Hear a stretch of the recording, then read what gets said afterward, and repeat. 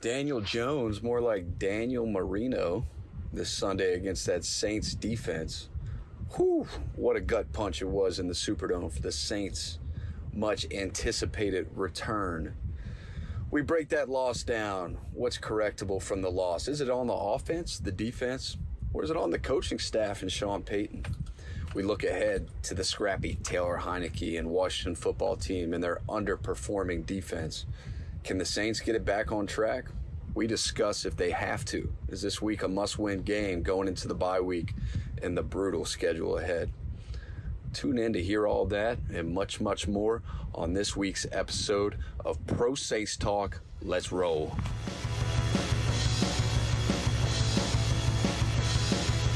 Look at uptown people like yeah yeah yeah.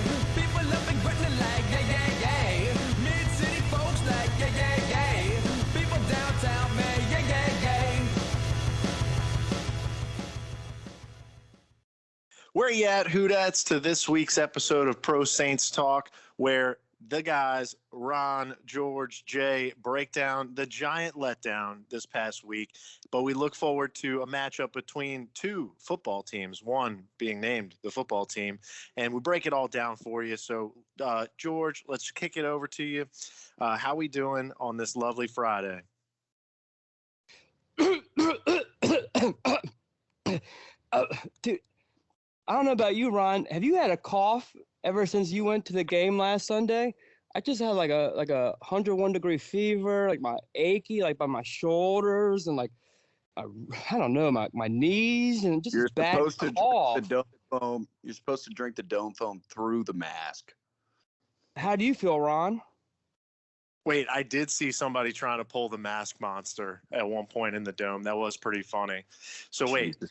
I'm not doing great, George. I'm telling you. I mean, I had all the juices flowing. UTO was rolling pregame, but then we get in the dome and it's just another slow start.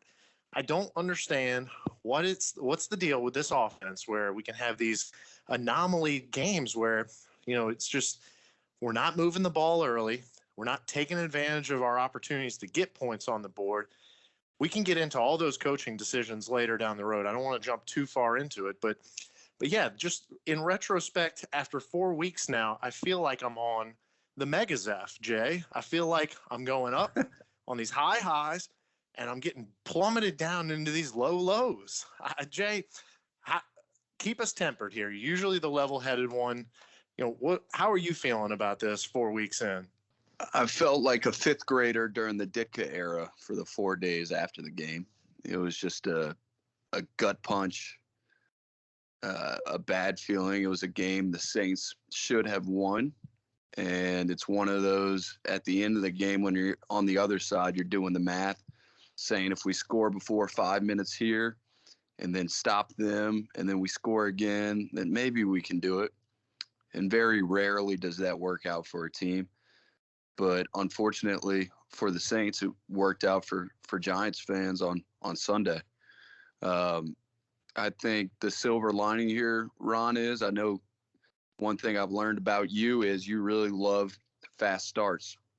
And I would say to that identity is a word that has been used exhaustively the last week by people that cover this team, specifically when it comes to the offense. And I think this was Jameis's best game that I've seen. I thought against the Packers, he looked pretty good, but he threw 4 touchdowns and 120 yards. One was a shovel pass. One was to Juwan Johnson in the left corner of the end zone. The ball was a little bit behind him. Another one was to Juwan Johnson that I thought he should have thrown earlier. And I thought in this game he looked more confident, poised. He had time to throw. At one point, he actually connected on 11 consecutive passes. So I thought the offense looked better from that sense. I thought Jameis played really well on Sunday. I know I'm not alone in thinking and saying that I wish he had the opportunity to do more with his arm, especially in the fourth quarter. Boy, that's so refreshing to hear you say that, Jay, because I was wondering if you were going to come on this week and call for Trevor Siemian and Ian Book again. You know, a lot of critique on how drunk I was last week. We got some fan questions out there. I think Eddie Eckstein being one saying, you know, y'all were saying Ron had too many Nick Lachey's, but Jay was the one calling for Trevor Siemian. So yeah, Jameis has arguably his best game of the year, 17 for 23. If anything, the argument is, yeah, he didn't get enough opportunities to push the ball down the field. And yet, can you really complain, George, when you're running the ball like they were on this particular day? I mean, I think we had 39 rushes, 170 rushing yards. This has got to be when you see those stats of like if you rush it over 30 times for over 150 yards, you're 70-5 record wise. I mean, this is one of those anomaly games, right? Well, we were winning the game. You know, everything, it was all winning football. And then midway through the fourth quarter, down 11 points, the Giants punt the ball. And then, like a boxer who's winning the first 9 rounds on the scorecard, starts going into autopilot and goes on his heels, and then the Giants come in the late rounds and knock him out. That was the Saints last Sunday. We were cruising to a victory. So, you know, on WWL and all these Saints talk, they're all trying to lock down one thing that wasn't really right about the team. It was just they collapsed. They were playing winning football through 3.5 quarters. It was a recipe for success. And then at some points, then clicked in the brain to where they thought that they had the game intact, and then they started lollygagging, and then the Giants come and punch them in the mouth. I think there is some of that there, but I would say that on defense more specifically, but on offense, I felt like they were a little handcuffed on what they could do. I felt like Sean Payton is a guy that we give a lot of praise, and deservedly so, from what he's done in his tenure with the Saints. But the play calling down the stretch was rather unimaginative. On 3rd and 2, you have Taysom run that same play up the middle, and I was even saying the same thing on 3rd and goal when he ran right up the middle, and it was blocked well, and he ran right through for a touchdown. So there is proof that it works, and I know sometimes football coaches take the attitude of, look, those 5 guys up front, they know what play we're calling, but we're tougher than them. That's our identity. We're a hard-nosed football team.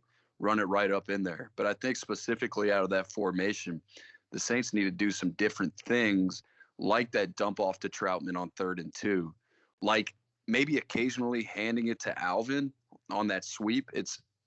I would think that plays a read call. You know, give it to Alvin to loosen up the middle a little bit every now and then. And the play calling just went a little bland down the stretch, and obviously the defense had their mistakes, but I put this one on the coaches. I think that's fair. I think, George, back to what you were saying, playing winning football, I would say yes. I mean, we're up by 11. You know, you're up 2 scores with 8-9 minutes left, whatever the time was there when they punted back to us.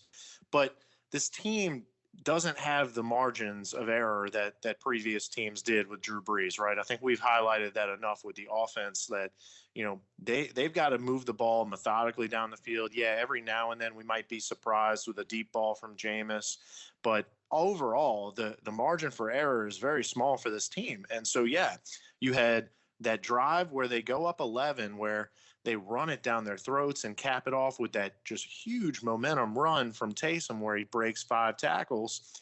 I mean, everyone's complaining that we didn't throw the ball enough in the fourth quarter, but we were running it down their throats up until and even on that first 3 and out that we gave it right back to them. And I'm talking about they punt it back to us like 8 minutes left. George and I are even saying this is them giving up. We got it right here. Put it away. We get a 7-8 yard run on first down with Kamara, and then we just got stuffed in the next 2 downs. And I think that's where you're talking about, Jay, is the play calling lacked a little creativity. And I think people are onto it where, yeah, maybe Peyton pulled the reins back a little bit on Jameis, a little too much this week. How's this for a stat, George? 0 catches for Alvin Kamara out the backfield this past week. I mean, is that ever acceptable? No, well, it's not ideal. But what I was saying a second ago is when you collapse in the fourth quarter like that, that's not on the players. That's on the coaching staff to get them to finish strong, play throughout. And like Jay just said, we, throughout the existence of this podcast, we have a Sean Payton shrine. You know, we love the guy, love the guy, love the guy. There's nothing he can't do. You know, if he shot somebody, we would say, well, what'd that guy do to Sean Payton to deserve getting shot? But this is a time we actually have to question our main man because it was like he was hungover out there Sunday.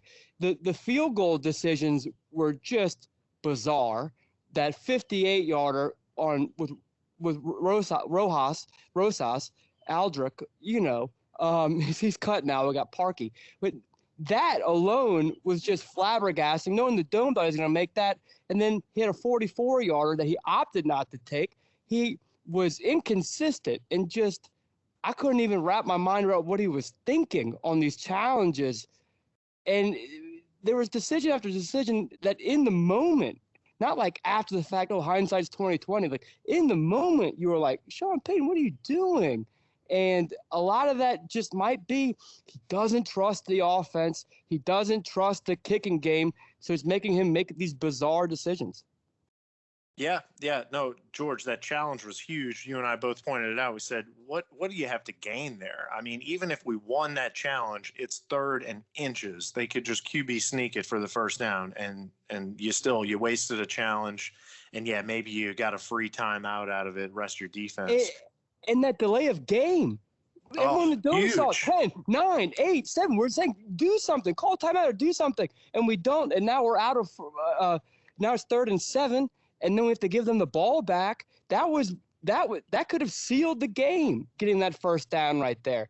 And it was just these moments where you never question it. And as an offensive coordinator, you got to be all over that, right? And I don't know if he was thinking, take the 5, save the timeout for later. But obviously, their offense had all the momentum at that point. And George, to your point, absolutely critical that the Saints pick up that first down. And 3rd and 12 or 3rd and 14 is the chances, the percentages of converting that compared to 3rd and 7 or 3rd and 9 are dramatically decreased. And if you want to point to another one, I was watching it on TV. On 4th down, in the first quarter, you do the toss left like we've seen many times to Kamara. And it looks to me it was a bad spot and that he got the first down. They didn't even measure that one. That's the one to challenge. Not the one on 2nd down where you think the guy's knee is down 6 inches shorter than it was. So yeah, plenty of decisions. I tell you what I saw. Questionable. I tell you what I saw on that delay of game. I think Kamara got stuffed for like 1 yard, and he got up kind of gingerly. And I think he was kind of on the fence of was he coming out or was he staying in?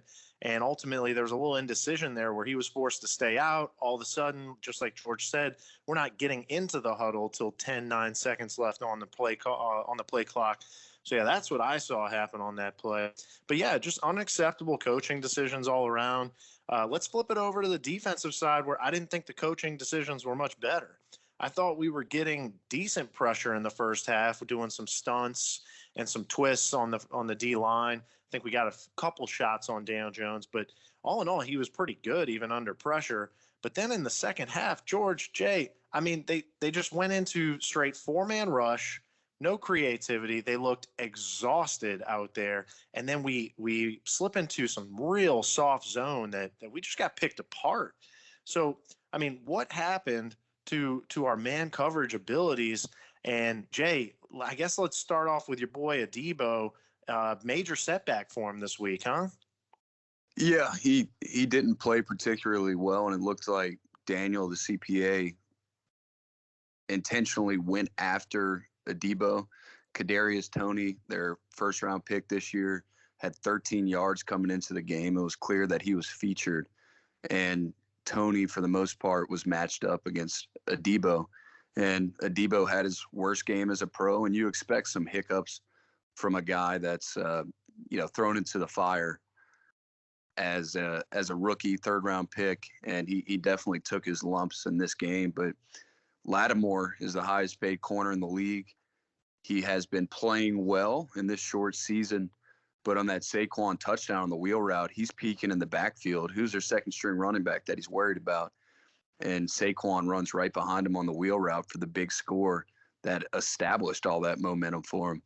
And then, Ron, to your point, the defense has to get creative with pressure. I mean, Daniel Jones is one of the most sackable, not to mention, he's a lot like Matt Ryan, where he's a little bit stationary back there. He can move a little bit, but very sackable. And their offensive line is a vulnerability.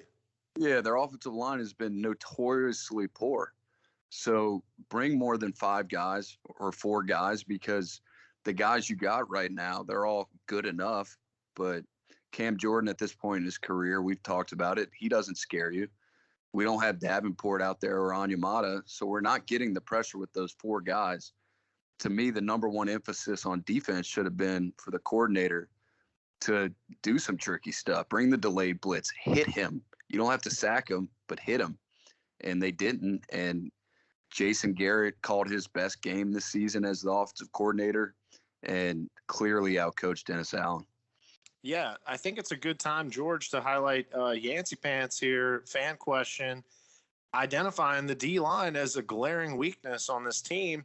George, take a wild guess how many sacks we have through 4 games. All right. Tano's got 2. Davenport's got 1. Roby's got 1. I'm sure I'm missing a few out there. 5? 6.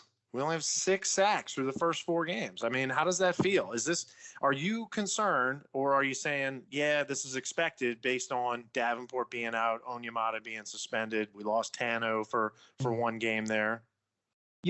Charles Grant, remember who he was as a player? A great run stopper, wouldn't really get after the quarterback. That's who we have now in Cam Jordan. He's just not going to be a guy who's going to make the quarterback shake in his boots. So he's out there every play. And then Granderson used to be a guy who could come in and spice things up as an edge rusher. It's like when he's on the field, he's not even there. It's like we're playing with 10 men. He's like what Davenport used to be, playing with lilies in the outfield. He is not making any impact. Tano looks good, but he's not out there every play. Turner, Davenport Jr. is hurt. And, of course, Davenport's hurt. So the guys that we have in our rotation, 1, aren't playing up to their capabilities, and 2, they're just banged up. Yeah, it's unfortunate because it really starts up front. And, I think we saw even some of these 6 sacks have really come from coverage sacks. And, when you slip into this soft zone, you don't even get those. It was really, really annoying to see just Daniel Jones being able to just read our defense like a Game of Thrones 600-page novel. Jay, let's talk a little bit more about the offense, because one play in particular that we have not yet discussed that really rubbed a lot of the Rons wrong was the deep shot with Taysom. Can you walk us through that and what your thoughts were on that play? Yeah, my thoughts are that Sean Payton is doing kind of what I talked about earlier, and he's trying to loosen up the defense when Taysom is behind center and take a deep shot so those safeties can't come in so much. That was actually on the heels of the Jameis deep ball to Kenny Stills, if I remember correctly, where, guys, we're probably singing a much more positive and happy tune if our boy Adam Troutman doesn't get called for the holding call, which it was on the end. Troutman, what a disappointment he's been in a spot that has been a wonderful opportunity for him to step up. I mean, I think he had his first catch on Sunday for 3 yards. Looking at this guy's college tape and what he provided last year, I thought he was going to be a lot more of a presence this year. But specifically, Rob, I think why Taysom didn't win this job and why he's not starting in the NFL right now as a quarterback is he lacks basic quarterback instincts. Obviously, his lack of arm strength was highlighted on that pass to Deontay. There was some talk after the game, I think Sean Payton said that he stubbed his toe when he was going to throw it. But Deontay Harris is one of the Deontay Harris is one of the fastest players in the league. So throw it at the right pylon, right? If you look at the TV copy, he had his man beat and the ball was severely underthrown. So throw it at least in the middle of the end zone where he or nobody else can get it. But we saw this. That was such a big momentum swing against Tampa in the playoffs, right? Where Taysom tried to throw the deep ball and it was intercepted. Just can't, like you said, if you're going to run this basic offense that even if you run the ball a lot, you've got to kind of try to play backwards, right? Like on that last drive with 8.5 minutes left, they expect you to run. They expect you to run 2nd and 3. To me, that would be a great time for a heavy play action with Alvin and, get Deontay on one of those comebacks because they got to respect his speed. But Taysom just hasn't proven the ability to throw the deep ball, and I wouldn't trust him with that going forward. But on the other hand, how many of those throws, it reminds me of Breeze back in his heyday, where you saw his front shoulder pad go up, his helmet go up on a 5-step drop where he steps up in the pocket on his own 45-yard line, 50-yard line, and he's throwing deep. I can't remember one that Jameis hasn't completed. Kenny Stills got called back. Callaway, great throw. Deontay Harris against Green Bay, great throw. So maybe take more of those shots. No, I don't think anyone can argue with that. I mean, I think I said this to George multiple times with the amount of times that we're able to run the ball now. The play action deep ball is there, and I think that's what that was with Kenny Stills. And, yeah, that was just such a crushing penalty because, yeah, we complete that pass, convert that touchdown. This is a totally different tune on this podcast. We're 3-1 with the potential of going into the bye 4-1. I mean, it could be a completely different vibe on this episode. And so, yeah, it's just unfortunate that the defense is reverting back to giving up big plays. The offense is having costly and just mental and physical penalties.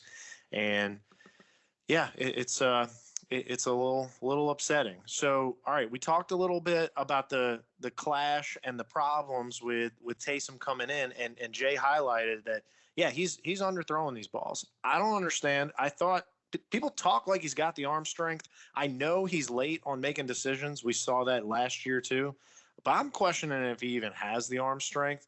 But, George, I think this is an interesting fan question here from Bird.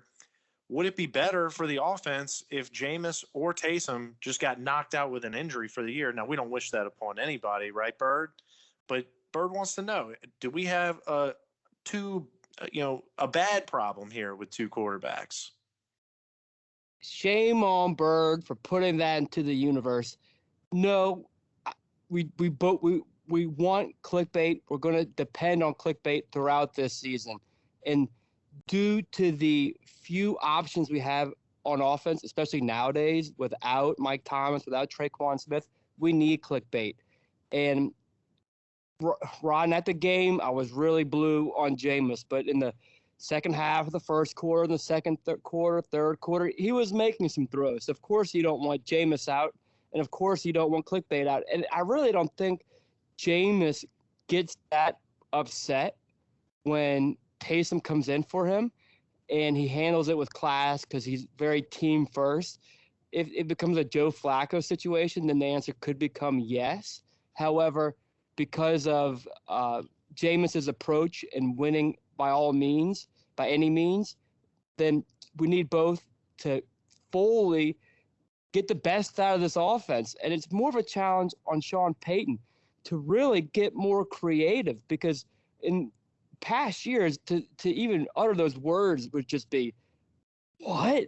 More creative for Sean Payton? How could he get more creative? But we haven't seen much of his flair, what's made him so famous and successful all these years. And we need to see more from Sean Payton. So it's less and less the quarterbacks and more the offense itself that really need to fully go 100 miles an hour. Well, George, I think I told you this multiple times in the Dome on Sunday that I hate to say it. I don't hate to say it, but I have to say that we missed Slant Boy. I don't think we ran or converted one slant all this past Sunday. And meanwhile, you just saw the Giants go slant, slant, slant all over us. And yeah, That was the fourth quarter comeback. That was their play, the wheel route and the slant route.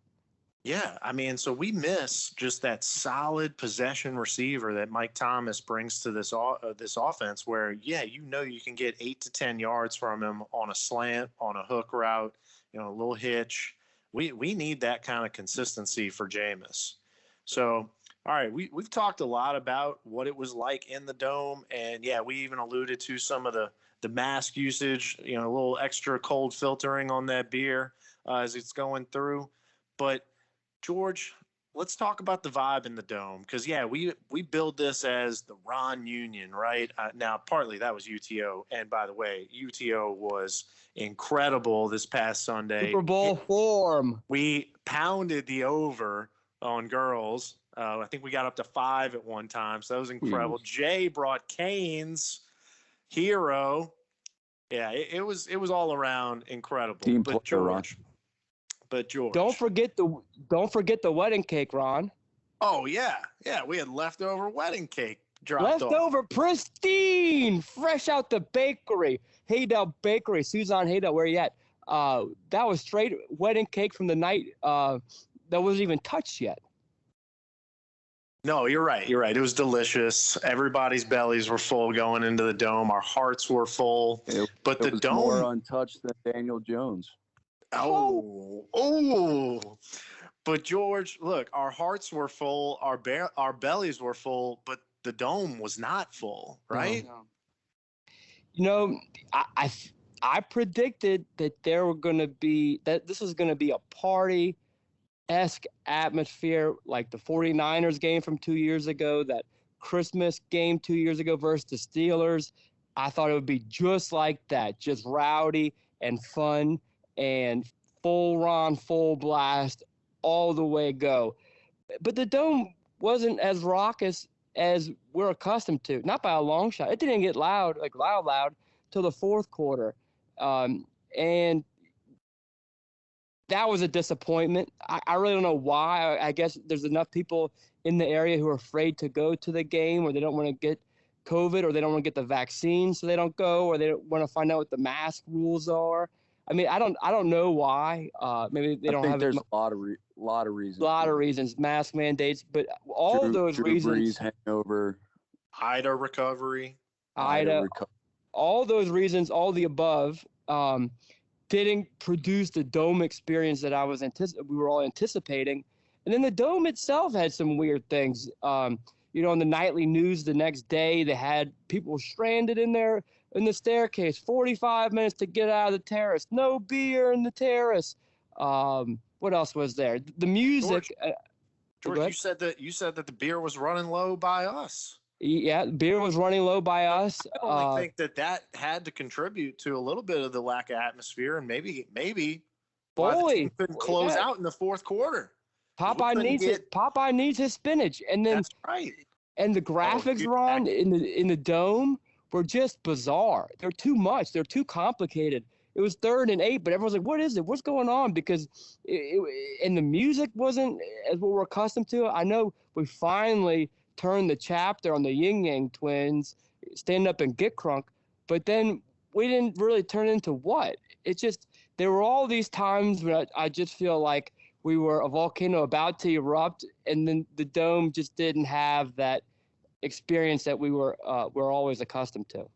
Oh yeah, I mean we're sounding real old man here, but yeah, all the new Outlook sort of balcony things, they've all got new screens on them. So for anybody that didn't go to the game this weekend, they all got new screens everywhere, and they all got different content. Like one of the most prominent screens is just showing other stats from around the league.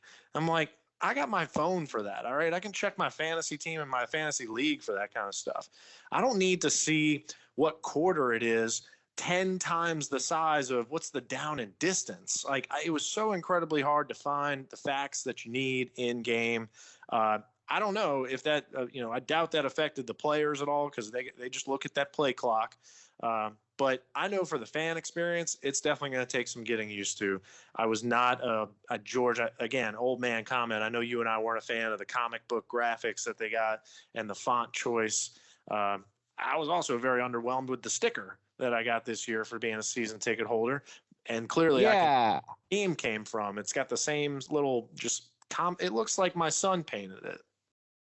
So anyway, And guys, it's an interesting conversation. We've talked about it for a little bit now, but something that I wonder, because you're seeing the same thing at Tiger Stadium, but is the culture just changing? I think especially with the pandemic, where you're watching all these games at home. I know we're getting a little bit older, and it's not, more responsibilities.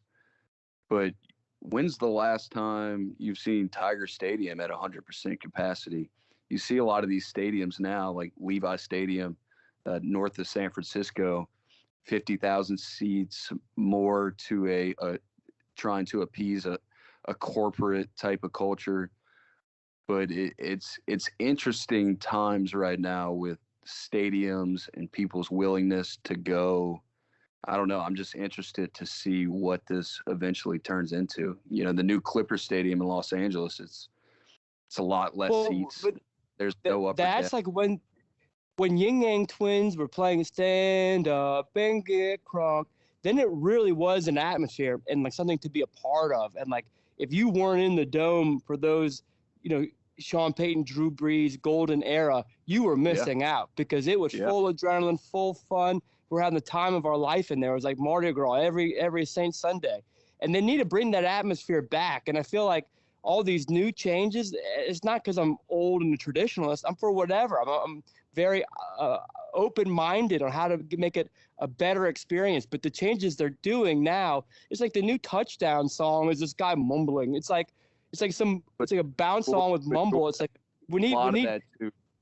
The biggest factor we didn't talk about is, if Jameis was throwing 5 touchdowns a game and 350 yards and Sean Payton didn't look like he was confused with what he wants to do on offense and the Saints were playing for 4-0 instead of 3-1 or 2-2, I doubt we'd be talking about the stats on the scoreboard and there'd be more people in the stands. I mean, I guess that's what it comes down to ultimately. And that's why those atmospheres were so special during those days that you were talking about. Well, but even 2 years ago, we beat the Cowboys 12-10, and the dome was on fire. You don't need big offense to make it a fantastic experience. There's just little things that make the dome fun, and it seems like we don't have that right now, more so than what's going on in the field. All you stat and fact checkers, I just want you to know that's the second time that George mentioned stand up and get crunk. And yeah, at one point in the game this past Sunday, he said, man, I could go for it right now. So for all the talk and all based on what they were giving us, Ron, they weren't giving us anything. This is a great opportunity. I think about this all the time. There's a great opportunity to usher in a new era. And what they completely did was lay an egg. They had this new mumble song. What's the song? Okay, let's go into the song a little bit because that's one of the fan questions here. Coulter Lakes here. What the fuck were these Superdome touchdown songs? So they got this new bounce song that is clearly an original, a Saints original. You can't hear any of the lyrics, but you can kind of hear every fifth word or so to pick up. Okay, yeah, DJ whispers. They're clearly talking about football and New Orleans and the Saints, but you can't really make it out. I mean, George, if you're going to come on with a DJ talking over a beat like that, I mean, you got to come on and bring it. You got to have the voice of like DJ Cool on Let Me Clear My Throat. I mean, turn up the vocals so that we could hear the lyrics. That's how you connect with the song. Ron, you want the song that'll make the dome go on fire? Play by Horace Trahan, play the butt thing. And at first people are like, this is kind of crude. But then every song is crude. Every rap song is crude. And this is a Zydeco song. Play that Zydeco song, and it's going to catch on like fire. It'll be the new cha-ching. It'll be the new Yin Yang Twins. Play the butt thing, because all these people from the parishes, down the bayou, all around Louisiana will love that stuff. And the road team's like, what is this song? And it could turn into like the great, Dixie, Who Are They, Who Are We? It's a great identity thing that we can all get behind, some good Zydeco, and something kind of funny. That'd be a song that got everybody riled up. I'm with you there, George. I think that's a cross-cultural jam right there. I think that could really get the dome rocking. All right, let's get back to football X's and O's here. We do have another opportunity this Sunday. We got a game coming up on the road, so let's get into this one a little bit. I guess. So just so everyone knows, Washington football team will try to stay consistent there with the new name. But let's just talk a little bit of the matchups here. So we just highlighted how concerning our D-line's play was this past week. Going in to face a defense that's got all the star power you could imagine on the D-line. Jay, I can tell you on my fantasy team, they haven't performed up to snuff at all. So what do we expect from this star-studded D-line? Yeah, Chase Young is a guy that's very highly touted, has the ability of a guy like Myles Garrett with the Browns and what they think he can do to affect a game in a positive manner for the Washington football team. And they came into the season with a lot of hype with Jack Del Rio's defense, but they have not performed. I think they're giving up high 20s, maybe 30 a game through 4 games. I just hope this week isn't the week that they figure it out. It seems like they've been smelling themselves a little bit and reading their own press clippings on how good they were going to be, but haven't performed through the first quarter of the season. So that's an emphasis to get on track this week against the Saints. That's a defensive line that is filled with first-round picks and highly regarded first-round picks. So hopefully the Saints can continue Washington's trajectory of being underwhelming throughout the first 4 weeks. Yeah, George, we talked a lot about our defensive line, but the offensive line and your boy Throckmorton, they gave up 0 sacks this past week. And so what are the chances that we can repeat that performance? 0. You want to have faith in Pete and Cesar Ruiz, but you just don't. Jonathan Allen from Alabama, DN/DT, is a fantastic interior lineman. And it's going to be scary. It's going to be quite the test for this offensive line that has been very shaky. And, if you follow the Washington beat writers, they're all expecting this D-line to just turn it on. It's like a lawnmower. You can't quite get started, but they know once they start getting in rhythm that this defensive line will just get ferocious.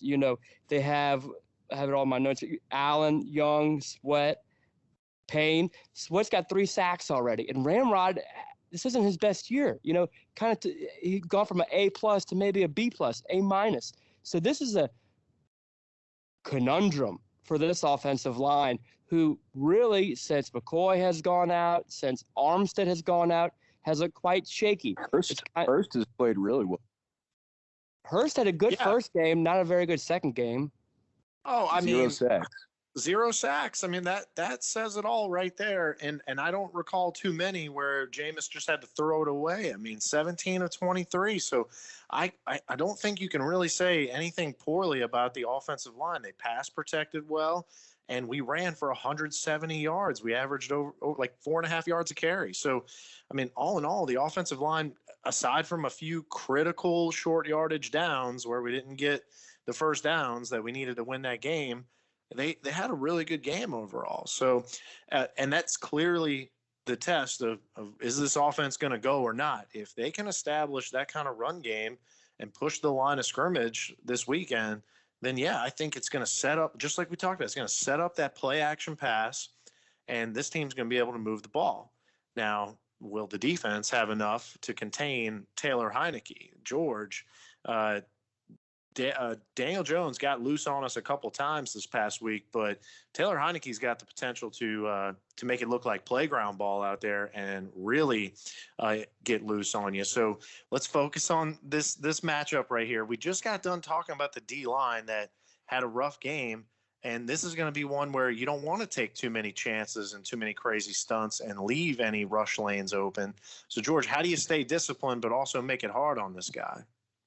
Well, Demario Davis, Chauncey Gardner-Johnson, Malcolm Jenkins, these are the guys that step up in these scenarios. And then Marcus Williams, he's kind of turning into your Darren Sharper, where when there's a young quarterback who doesn't have a lot of experience, he's a guy that takes advantage of that. So make him throw, obviously, and then when he does, Marcus Williams back there to make that play follow his eyes. Heinicke, a great story. If you're not following him around the NFL, guy sleeping on his sister's couch, a guy that called the Washington, D.C. assistant coaches, hey, are y'all hiring? I can be an offensive, not coordinator, but an offensive coach if y'all coach me up on how to do that. They say, not so fast. We might need a quarterback down the road. Why don't we stay in touch? Lo and behold, he becomes their starting quarterback in a back-and-forth match between them and the Buccaneers in a fantastic playoff game last year. A guy you're kind of rooting for, a guy who's very backyard, but has all the chips you can never count, Pringles, Elmer's, you name it, on his shoulder, because he was always downcast, always told he's not an NFL player, not a college player, but he always proves them wrong. So a guy that you're rooting for, except this Sunday when he goes up against Cam Jordan. But we have so much experience on this defense that hopefully with Dennis Allen learning from last week that you can fool the guy and then take advantage for some turnovers. Yeah, this little hipster is pretty scrappy. And he's scary to play because, like George is saying, he can give you some opportunities, but he's got nerves of steel. Conventional doesn't even come into play when trying to describe this guy. You think of a play last week in crunch time where they needed it. He scrambles all the way to his left and then throws it all the way across field. You know what's ironic about him is he's like the new version of Ryan Fitzpatrick, and poor Ryan Fitzpatrick gets hurt, and then this guy comes in, and he's fun to root for. Obviously not this Sunday. Had the relationship with Scott Turner, their offensive coordinator from Carolina. George just described the story, but he's a guy that you don't want to be in a close game with. He makes the plays in clutch time. Is he a top 15 quarterback? Absolutely not. Long term, is he the best backup quarterback in the league? I think that's more of what he is, but he's plenty capable, and it's just scary what he can do with his feet and his arm. But there's going to be some opportunities for the defense, and they need to take advantage of those opportunities. One thing we didn't talk about on that Galladay touchdown, or it was Terrence Ross on that touchdown, the long throw, he fumbles, and Paulson Adebo is sulking a little bit, licking his wounds, feeling bad about getting burnt. If he goes and falls on that football, it's Saints ball, touchback. You need to take advantage of those opportunities when we're talking about a team where the margin for error is so slim. And there's going to be some opportunities, and the Saints need to take advantage this weekend. Just quick fact check there. That was John Ross. John Ross. Oh, I was going to jump on that. Good job, Ron. Yeah, he played for Sarkisian, huh? Did he bark for Sark up there? I don't know. But so, all right, let's talk about some of the weapons on this Washington offense, because I'm scared to say this, but could they slip into some zone coverage again this week where you're trying to keep eyes on Heinicke? And so, yeah, you don't want to be having your back turned on him with some man coverage necessarily. But George, we got a couple weapons to worry about this week on the wide receiver game. They got Curtis Samuel looking like he could be healthy enough to play this week. And then Terry McLaurin, which, yeah, fantasy guys will know who this guy is, but I feel like this guy hasn't gotten a lot of league-wide credit yet for how good he is. George, let's talk a little bit about this. Yeah, let's talk about how concerned we are about these weapons this week. Ron, you can talk about Scary Terry. Where did Scary Terry go to college? Wait, say what? Where did Scary Terry go to college? Terry McLaurin? Yes, Ron. God, The Jay, Ohio State. Well, yeah. How many times do you have to answer the question? I mean, ask the question and answer it. Okay. Where did Marshawn Lattimore go to college? Dude, come on. You know. Buckeyes, baby. Just answer the question, Ron. Buckeyes. Sheesh. Has Marshawn Lattimore seen a lot of Scary Terry? I think so. And is he scared of Scary Terry? Never scared. We So ain't never scared. Why are we scared of Scary Terry? I'm not scared of Scary Terry. No. Because he's we're caught touchdown passes from 23 different quarterbacks in his career on the Washington football team. Marshawn Lattimore's ready for that. That's all I have to say. So I mean that was just me being silly and like, oh, all Saints, hype without any thought behind it. No, he's a fantastic player. But their injury report is, I don't know, 12, 13 guys. Antonio Gibson, half their wide receivers are on there. I think it's going to be one of those Sundays that you're hitting refresh on Roto World to see who you're up against, because it could be one of those situations where they're going to have all their guys out there, or it could be a situation where they're pulling guys from the practice squad to field a full offense. And that is going to be what to watch for, especially Antonio Gibson, that running back who's just a good bit faster than most guys are putting out there on defense. And they're already down Logan Thomas, their tight end. So their weapons can be, I don't want to say scary because I just abused that word, can be, what's the word I'm looking for, Ron? Help me out here, and I need your help. Explosive. It can be explosive, but a lot of those guys might be at home.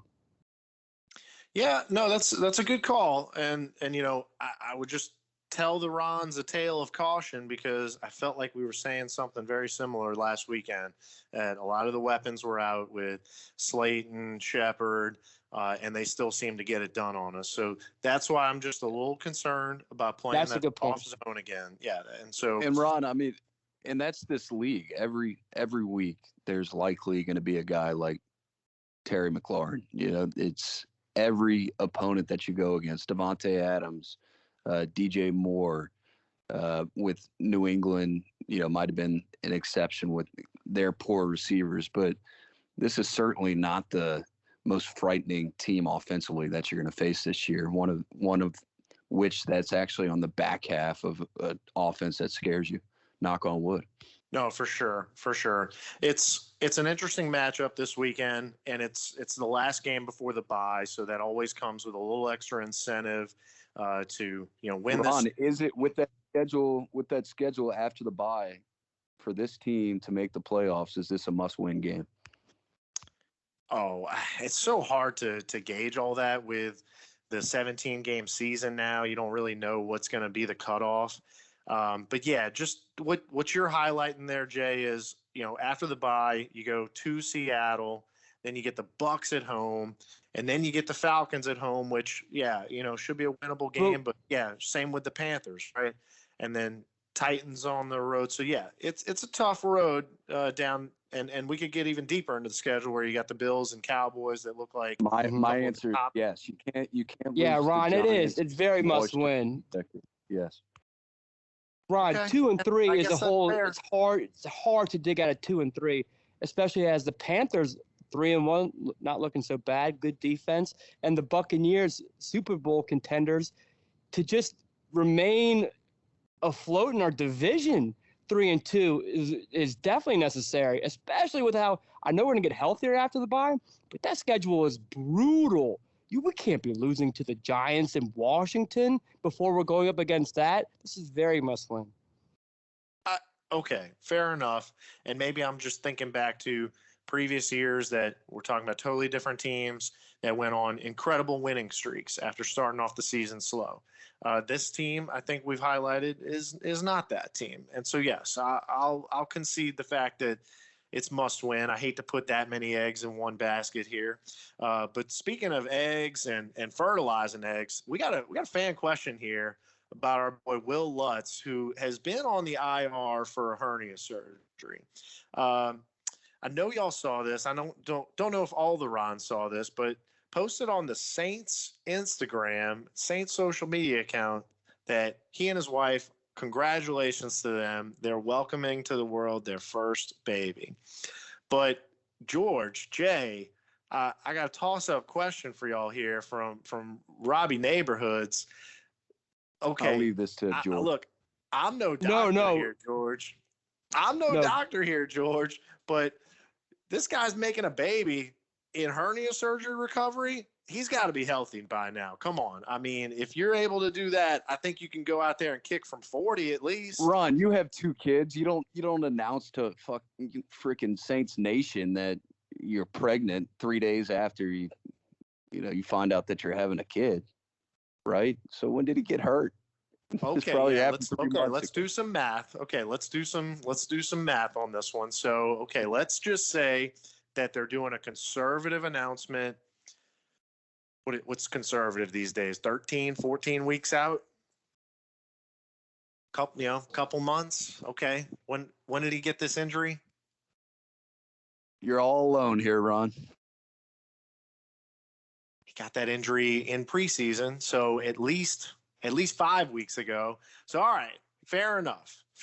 We could maybe do the math and find out that this baby was conceived pre-hernia surgery, but it's just, it caught me off guard a little bit there because we could use this guy back. I'm ready to have him back.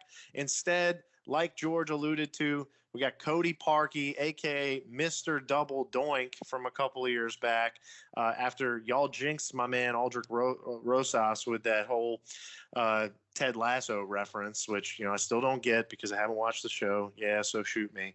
But George, how concerned are you about the kicking game this week in a game that we'll get on to the betting lines here in a minute, but we're only 2-point favorites in this game. That tells me it could come down to a field goal. Well, of course you're worried about a new kicker who doesn't have chemistry with the holder and the team. And think how long it took Lutz to get acclimated with the Saints. So, no, you can't just it's not like Madden where you can just add a player, plug and play, boom, you're good to go. I mean, there's actual chemistry involved. So the fact that he's coming in midweek, doesn't know the ins and outs of the team, the holder, the special teams coach, yada, yada, of course it's concerning. But, Ron, what I want to point out is I love how you try to ask me and Jay this question because you're the resident Instagram guru. You're the man that's had a hernia. So how are we going to know better than you? But, Ron, after I listened to last week's episode, I was beating myself up. I'm like, I was so mean to my boy Ron. I shouldn't be so mean to my boy Ron. So that I do want to be very conscientious to just be a sweetheart, just to give you all the love and praise that you deserve. But for any question dealing with social media, birth announcements, that is going to be your wheelhouse. Oh, it's just so funny to hear how this tune has changed after Jameis goes 17 for 23, no turnovers. Yeah, it's just funny to hear how the tone has completely changed here. I'm talking about how just all of a sudden y'all go from being so nice and friendly after Jameis has a good game because y'all got to eat crow after you just called for his backup. Calling for Taysom and everybody on the roster to fill in for. He's not Patrick Mahomes. He's not Dan Marino. What do you do? Well, we're not crowning him yet. We're not crowning him. He didn't look bad for 2.5 quarters. That was not my point. My point was I don't want to put out in the universe that you're a dork. We're not crowning him yet, George, but Whitfielder here has a good question, all right? Yeah, he's not Mahomes, but is this loss a blessing in disguise because now Sean's going to take the handcuffs off him and just accept the risk, but maybe open up the door for some greater potential here with Jameis getting him into the 30s for touchdowns, 1,000%. The offense has gone stale and needs innovation, whether that comes in the form of Jameis throwing downfield more, check. More passes and plays revolving around Deontay Harris, check. Bringing in Devine Ozigbo, a guy that we were very high on as a UDFA 2.5 years ago. I don't know, that's for Sean Payton. He's the mastermind. However he sees fit. If that's going full Ron with Jameis, then do it. But this offense has gone stale, and that is not going to last because Sean Payton is full blast on offense. Hopefully that Tony Jones injury doesn't loom large because they've run Kamara in between the tackles at a rate that I've never seen before in a course of 4 games. And he's not the biggest guy. He's strong. He takes on contact well. He's got a way of falling where it looks awkward, but he's not taking big hits. But they got to find a way to give him some relief. I wish we had Latavius right now. No, amen. Amen. That's why I'm saying we need to use him more out the backfield, because then he's getting tackled by linebackers and DBs as opposed to the 300-pounders between the tackles. Yeah, I agree, Jay. The long season, he's going to get broken down the way we're using him right now. I mean, yeah, he's one of the best running backs in the league, but this is not sustainable. I agree. So we got a couple fan questions to cover here, and an important segment that we're picking up here. Now, tough one here after 0 sacks, but Jay, George, any votes for the Latoya Destroyer of the week on the defense? Sean Payton, because he destroyed the fourth quarter. All right, George, any nominations there? Wait, I like this question a lot. The first quarter MVP, rookie of the year, and dud.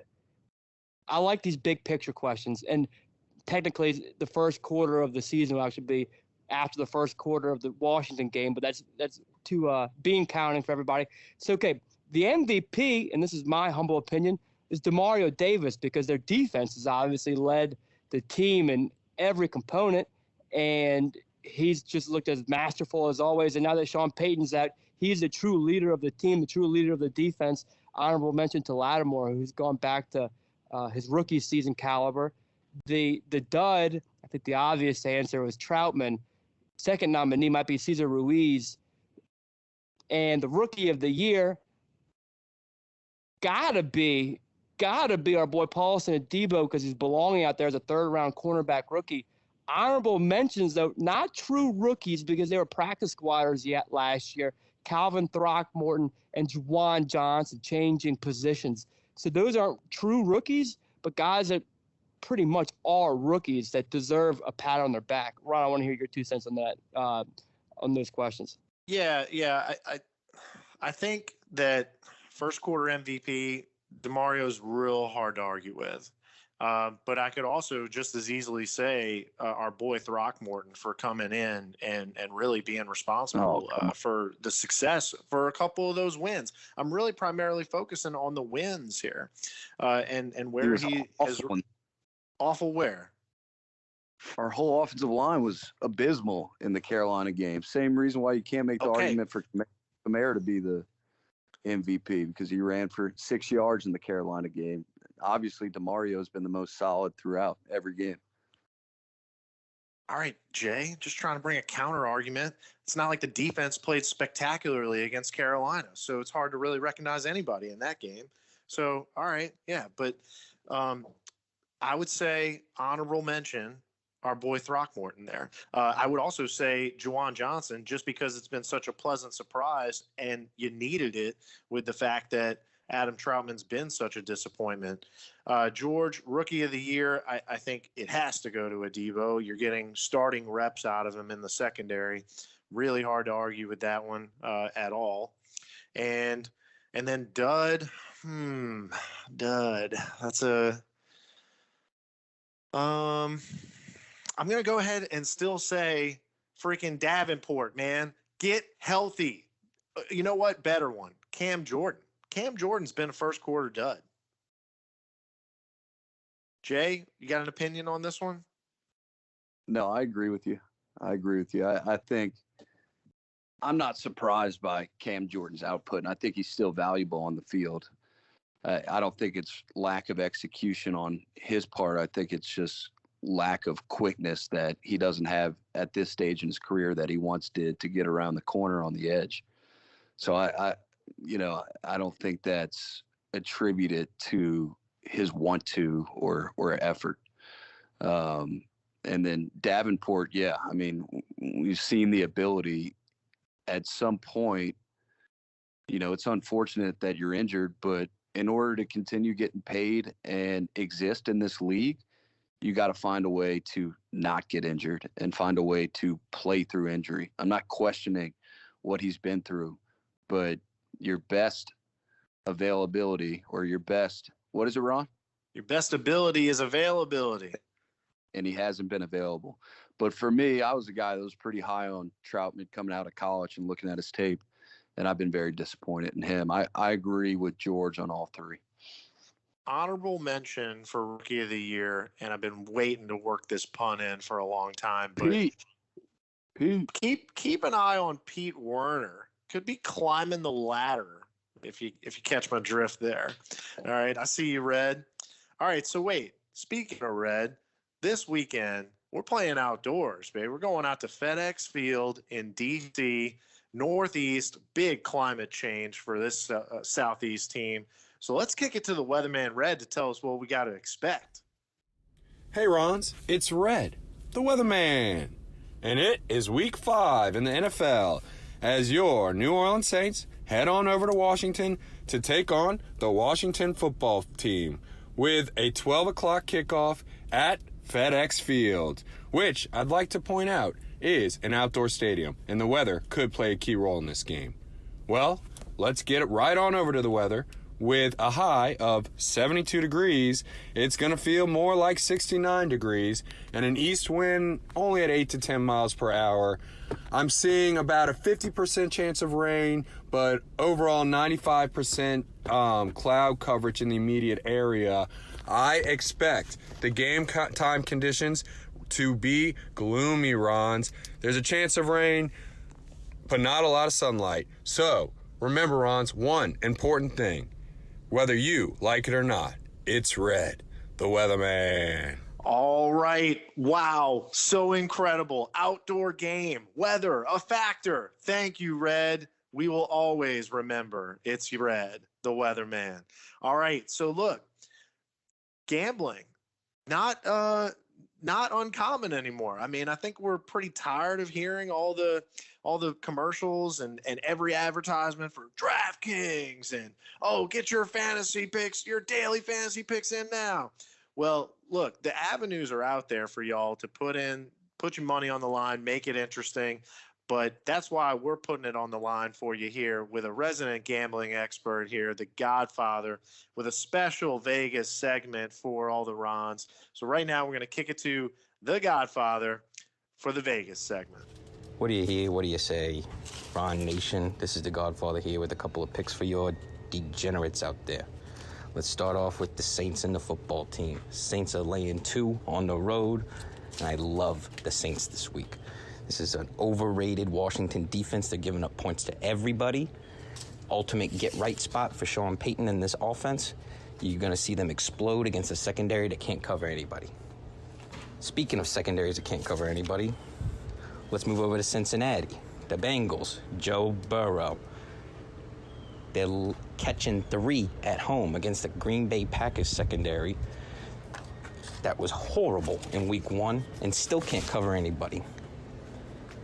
The cherry on top is Jair Alexander, their all-pro corner. He's out. They can't cover anybody. Joe Burrow, Jamar Chase and company. It'll look like 2019 all over again. Let's go to a divisional battle out in Arizona. San Fran. Catching 5 points against an overrated Cardinals team. A Cardinals team that's in the ultimate letdown spot. Trey Lance, Jimmy G, I don't care. San Fran covers the number 5. You want to talk about another overrated team? Let's go to the Carolina Panthers. Who have they beaten? Nobody. They play one good team and they get stomped. That's right. Last week they got absolutely trashed by the Cowboys. Philly, yes, they're not doing well on the record books, but they're moving the ball. Jalen Hurts is a nice little quarterback. They're getting 3 points. I like the Eagles against the Panthers. And finally, the game that I love the most this week, the Buffalo Bills. That's right. Even though they're at Arrowhead, even though they're playing Patrick Mahomes and the greatest offense that this league has ever seen, this Bills team has been waiting a year to exact their revenge. All they've thought about all offseason is this game. They will go into Arrowhead, they will cover the 2.5, and they will win outright. Now, if you'll excuse me, I have an appointment to make at a fishing hole. Back to you, Mr. Prime Minister of Ron Nation, Papa George. All right, money, money, money, money, money. Thank you, Godfather. Oh, God. All right. That was awesome, Rob. That All was awesome. right. So look, let's get straight to game predictions, okay? That was awesome. Yeah, way to go, Tuck. Hey, Tuck, welcome to the family. And guys, don't go on some betting site. Go support your local bookkeeper. Go to your bar and make a new friend and go ask him, where's the bookie? Don't go to put your money out of state, out of the country, to the Bahamas. Go find your local bookkeeper. Yeah, that worked out well friend. for Keanu Reeves. Shout out Hardball G Baby 20 years ago, a couple months ago.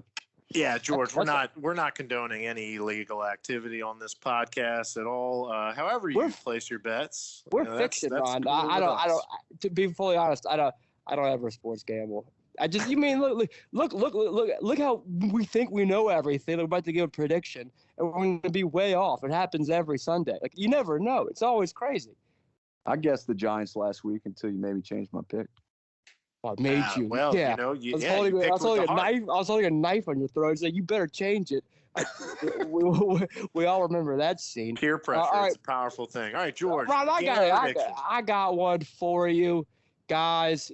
They keep saying, "Oh, the not the Redskins, the Washington D is going to get better. They're finally going to turn it up. They're finally going to let loose." Well, you know what? They are. Well, you know who else is going to let loose? Cam Jordan. Who's going to get their first sack of the season first? Chase Young or Cam Jordan? Oh, is there a bet where I can bet for Chase Young? No. Ben Cam Jordan. Cam Jordan's going to get you a sack. Heinicke is going to make some Jeff Garcia plays. You're like, how do you do that? That looks great, but we're going to take advantage of his ineptness. We're going to force some turnovers. One of these games where the defense causes 3 or 4 turnovers, and it's just fun. The offense does enough to win. The defense has the game-changing plays on the road. One of those games where the few fans in attendance are going to be having a great time. The Saints defense are going to go pose for pictures. We're going to win a fun yet somewhat ugly game, as there won't be very much total yards in a very 24-16 Hoodats. All right. Appreciate it, Jorge. Yeah, all you boys working on the Hill for our Louisiana politicians, all you Vitter boys, and bring your best seersuckers and penny loafers to cheer on the Saints this weekend down in Virginia. Amen, Jay. Amen, Jay. All right, what you got, Jansen? I think I'm the guy that has to keep us grounded here. I don't like where it was last week, and I'm picking against the Saints this week, Ron. I like Washington, 27-24. Look, I respect it because, yes, you were right this past weekend. I hope you're not right, but, that's why you're a pro's pro, all right? You got to go with what you feel. And you know me, if it were up to me and my prediction, Saints going 17-0. So, look, it wasn't that long ago that we got the quote of our lifetime from Robert Meacham that you don't have to be on special teams to make special plays. Well, I'm here to tell you this week that you do have to be on special teams to make special plays. And look, we call it just about every week, but this is going to be the week that Deontay runs one back. And that's going to be the difference in this game. I'm saying 27-20. Saints are going to pull it out with a special teams touchdown from our boy Deontay. Let's go. So look, Deontay returns to the Northeast from Assumption, baby. Yeah, you wouldn't assume that with how fast he is, but so look, we got game predictions for y'all. We got Vegas predictions for y'all. A great episode that we just had here. Not to compliment ourselves too much, but look, really proud of the UTO gang that came out this past weekend. It's going to be a little while till we see y'all again because we got the road game this week, the bye, then another roadie. So, yeah, it'll be about a month till we get back together. So it'll be just like a whole nother Ron Union Part 2. Can't wait. Looking forward to it. So with that, from the boys on PST, we out here, baby. We out here, y'all. Jeremy Shockey, the tight end. They pick up the blitz.